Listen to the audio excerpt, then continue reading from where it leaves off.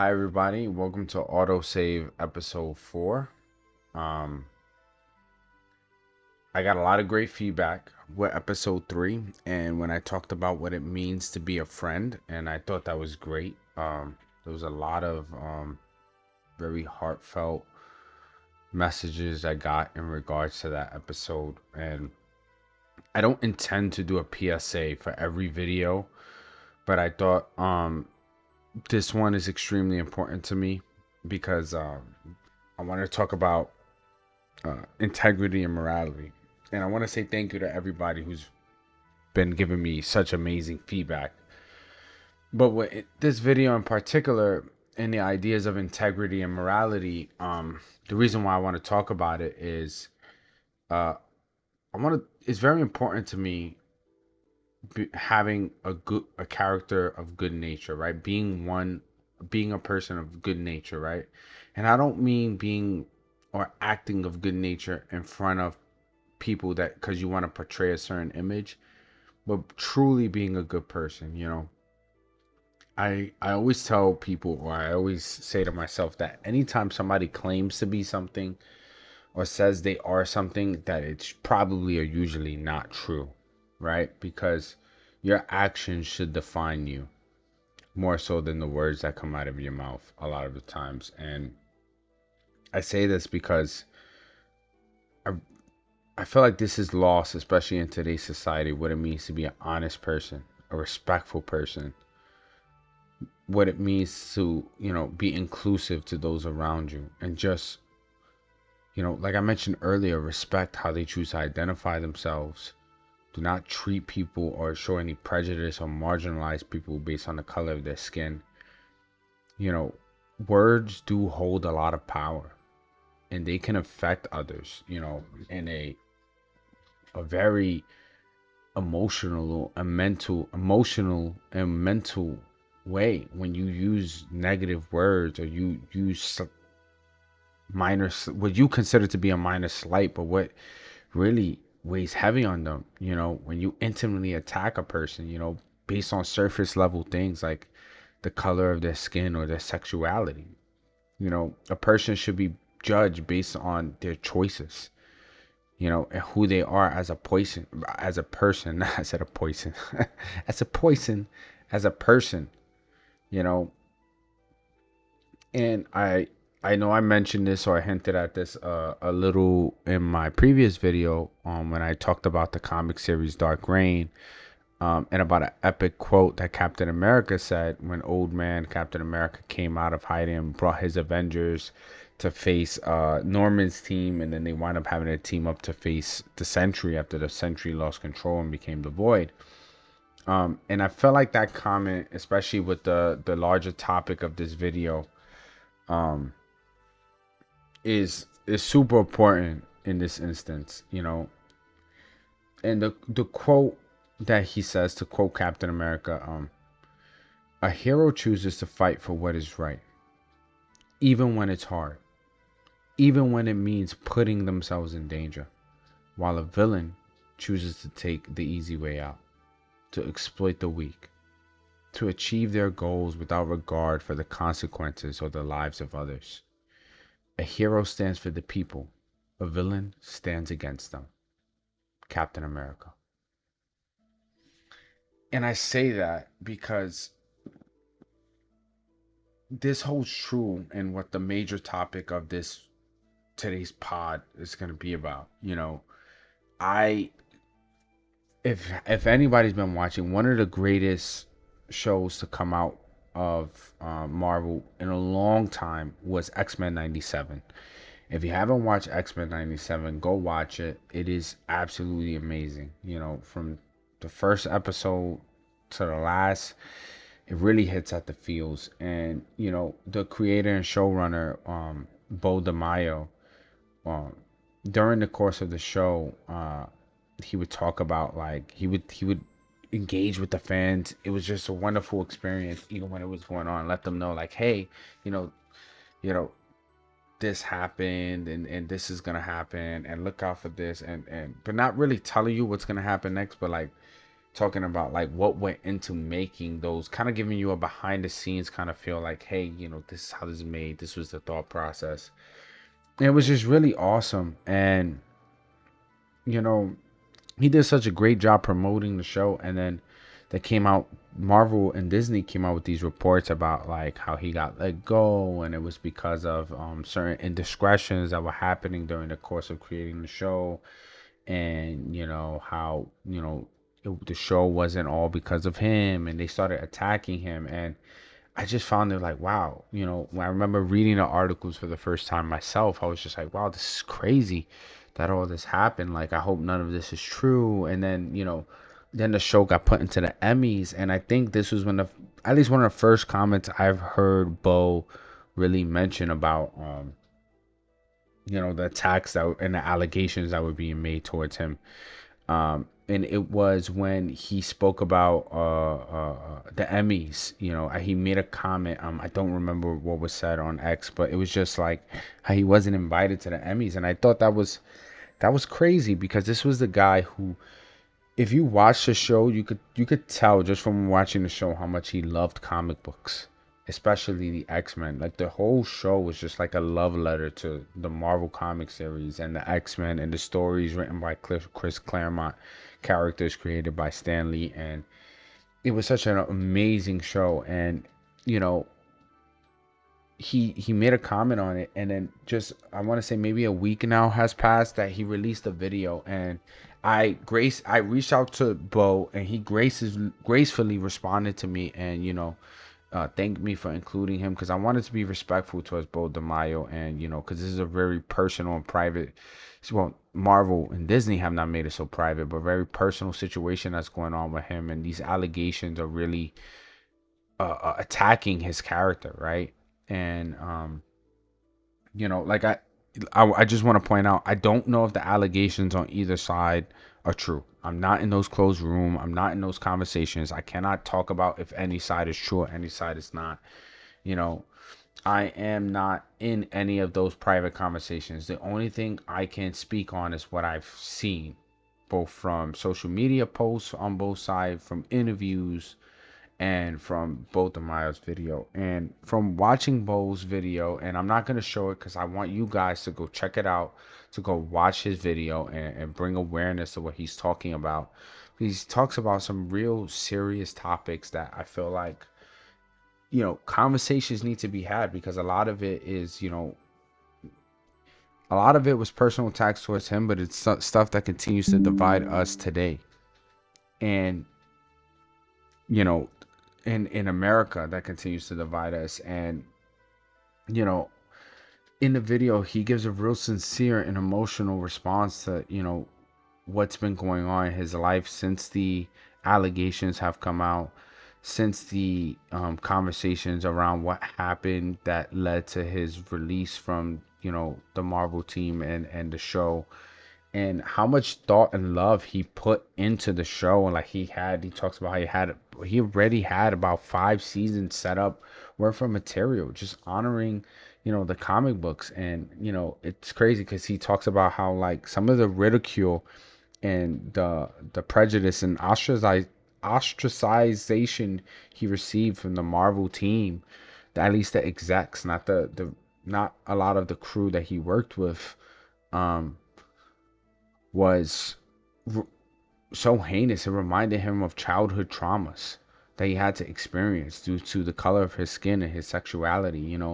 There were multiple attacks from various crew members and producers that because he tried to speak out on certain indiscretions that were happening, trying to do the right thing and bring awareness to it. And he was basically told to hush and to be quiet or keep silence. And you know he goes into detail about the horrible experience that he had at various events with Marvel execs, and even being a part of other writing teams, like when he went to Atlanta to be a part of the Blade writing team. And he was, you know essentially told, there was a comment made about cracking the whip on the Atlanta Tyler Perry studios, where, you know it was a civil during the Civil War. It was a barracks. Like, it was it was so disgusting, some of the allegations made, and I really hope that they're not true. But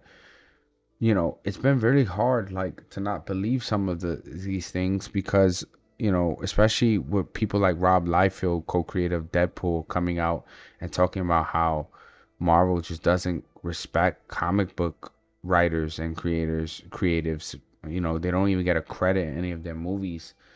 It's sad. It's really sad. And Beau was so sincere in his video. He was so brave to do a video like that, because it's not only scary, but it's also like, damn, I really have to do a video about something I love in a negative light, because you could tell from the show and the love he put into it, from the Gambit scene, from Nightcrawler's sermon, to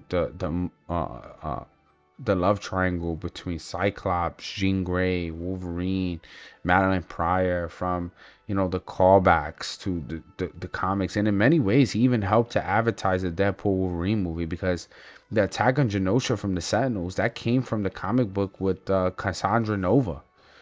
She's the one who led that attack, and Cassandra Nova was the primary villain inside of Deadpool and Wolverine. So it's just,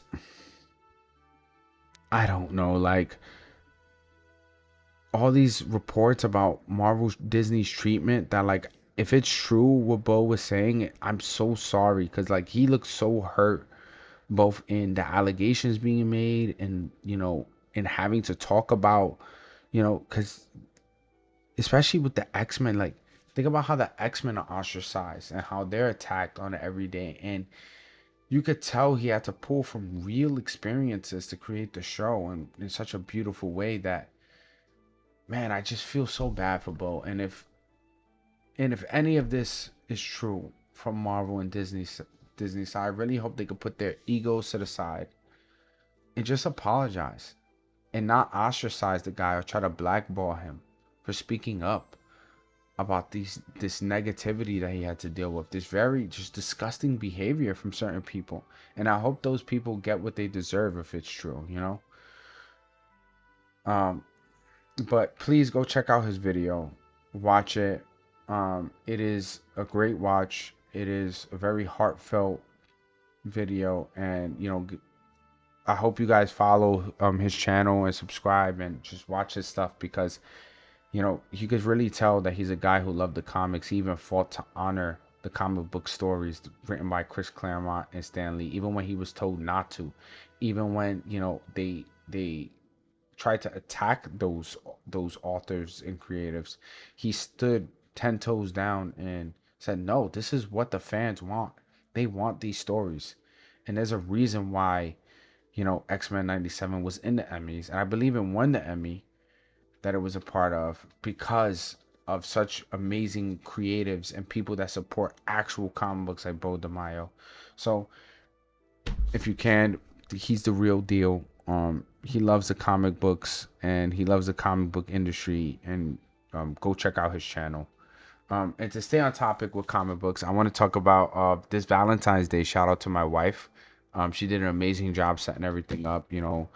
She always does an amazing job for every event. And we went to go see Captain America: Brave New World, and I gotta be honest with you guys. I saw negative reviews. I don't like to believe those reviews. I like to make my own opinion, but I thought it was an okay movie. It wasn't the movie that's gonna bring Marvel back, and it's not amazing, it's not great, but it was okay. you know there were very emotional, heartfelt moments that felt very real to me, especially with certain conversations. But I honestly think what messed the movie up a lot were the trailers beforehand. The trailers beforehand destroyed that movie, and I'm gonna tell you why. Because without spoiling it, the movie does a lot to build up the Red Hulk, but there's no suspense. There's no, oh my god, what could this be? Because the Red Hulk was shown in the trailers, and I think that this goes back to a major conversation that happens a lot now, that trailers show too much of the movie. My brother-in-law hates to see trailers or anything now because of that, because they've ruined, like, movies a lot of the time, you know? Like Marvel I feel like could have done so much better than actually showing him, but like just hinting at him. Maybe instead of showing the Red Hulk in the trailer, you could have hinted at like his pupil slightly turning red. Because I remember being there for Greg Pak's run of the Hulk, when he was first introduced to Red Hulk, when everybody was wondering that everybody was buying Hulk comic books because they were like, "Who's the Red Hulk? Oh my God, who's the red one? Who's the red one?" When it finally came out, it was like, "Oh." Because there was all these hints, all these conversations, all these, oh, it could be this person, it could be this person. And then when it finally came out, it was like a oh my god kind of thing. And I honestly feel like that's what they should have did if they were gonna introduce the Red Hulk. The other thing is, I felt like the movie didn't have its own identity. It tried too much to be Winter Soldier and Civil War. That, you know, I really feel like they could have done better with the identity of the movie, to be honest. Um, but yeah, that's my opinion on the movie Captain America, Brave New World. Um, in terms of gaming, there hasn't been much on the gaming front, you know, to be honest. At least nothing that's really popped my eye. I know Avowed was recently released.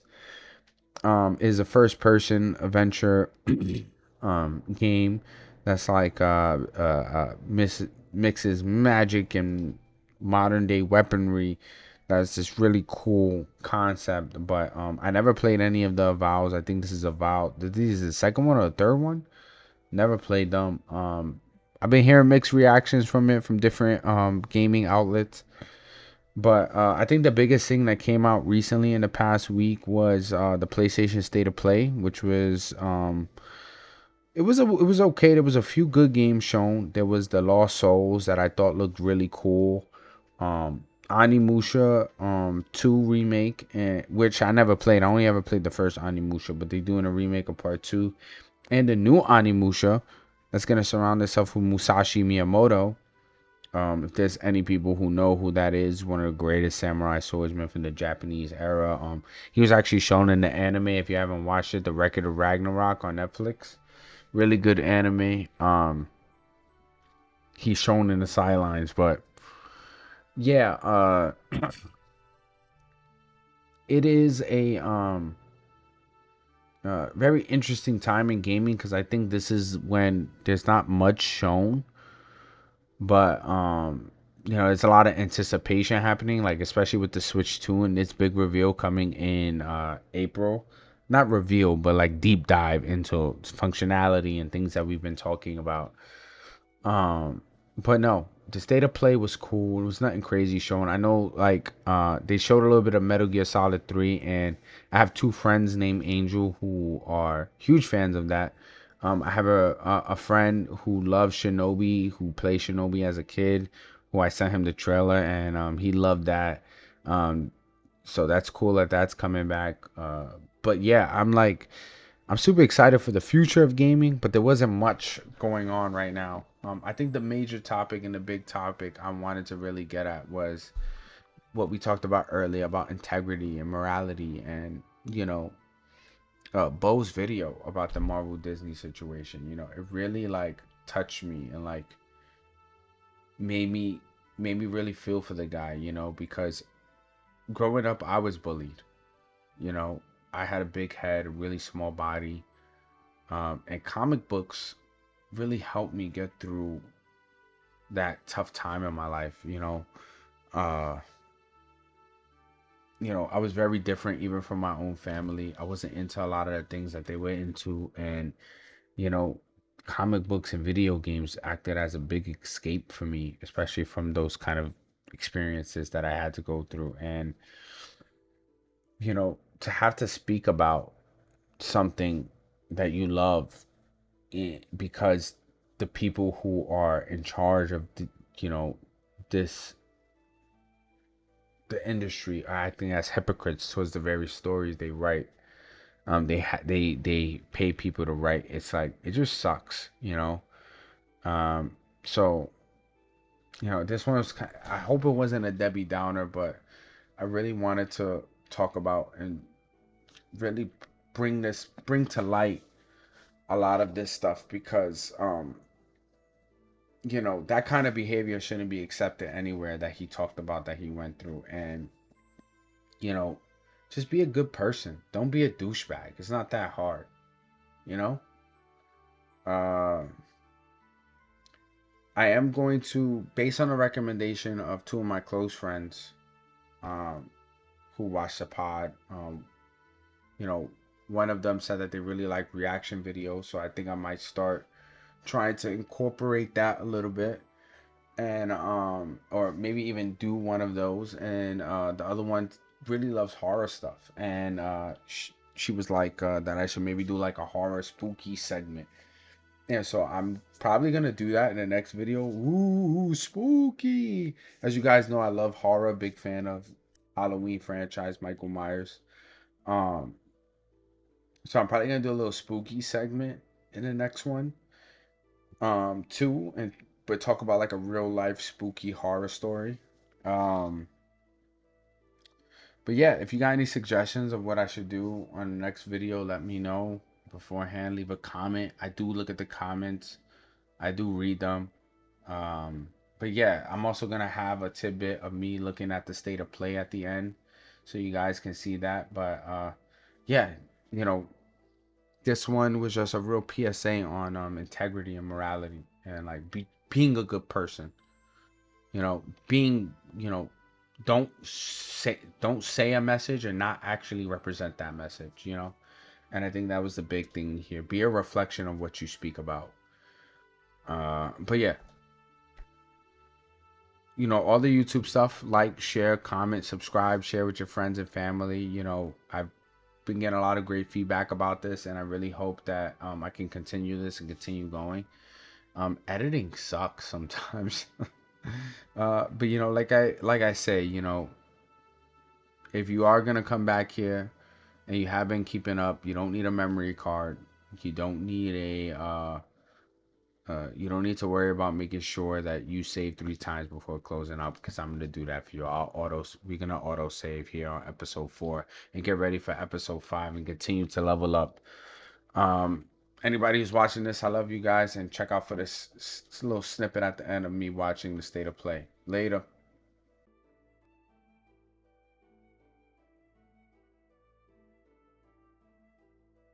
Oh shit! Is this a new shit? This looks good.